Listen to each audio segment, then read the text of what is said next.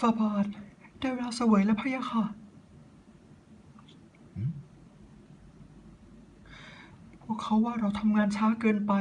วันนี้จึงให้อาหารแค่นี้พะยะค่ะ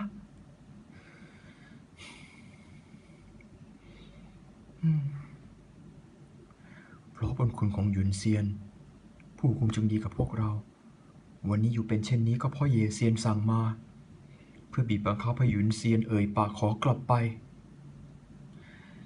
เยเซียนร้ายกาจจริงๆฝ่าบาทวางพระทัยต่อให้พวกเรากินน้อยลงหน่อยก็จะแบ่งส่วนของหยุนเซียนออกมาไม่ต้องรอก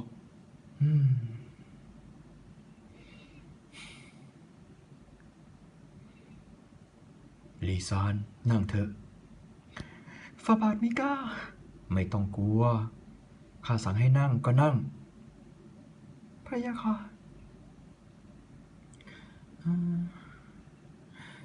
เช่นนี้เถอะหยุนเซียนกินน้อยเอาของข้าให้นางก็พอแต่ว่าต่อแต่นี้ไปคงต้องกินประหยัดกันหน่อยอีซานเสบียงของเราเก็บได้เท่าไหร่แล้วทูลฝ่าบาทมีพอสำหรับ5 วันเท่านั้นต้องสะสมต่อไปพออากาศยิ่งมายิ่งหนาวก็ยิ่งมีปัญหาตั้งแต่พรุ่งนี้รวมข้าด้วยทุกวันต้องกินน้อยลง3 ส่วนพะยะค่ะกระหม่อมจะไปบอกทุกคนพวกเขาต้องเข้าใจแน่ยุ้งฉางของเรายังปลอดภัยไหมฝ่าบาทวางพระทัยทุกวันช่วงที่หล่อนทรายกระหม่อมรอบกลับไปดูเสมอพะยะค่ะปลอดภัยแน่นอน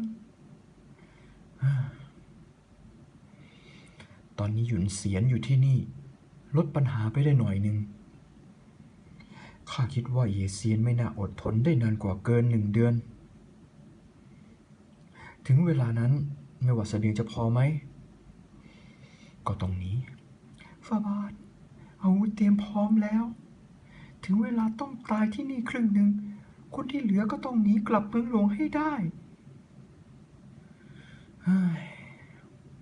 ข้าไม่ดีเอง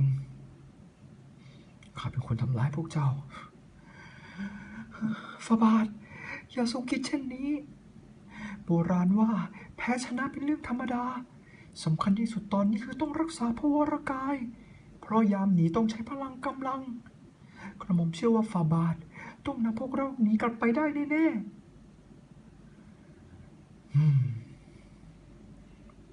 ลีซานเชื่อข้าเถอะข้าต้องหาวิธี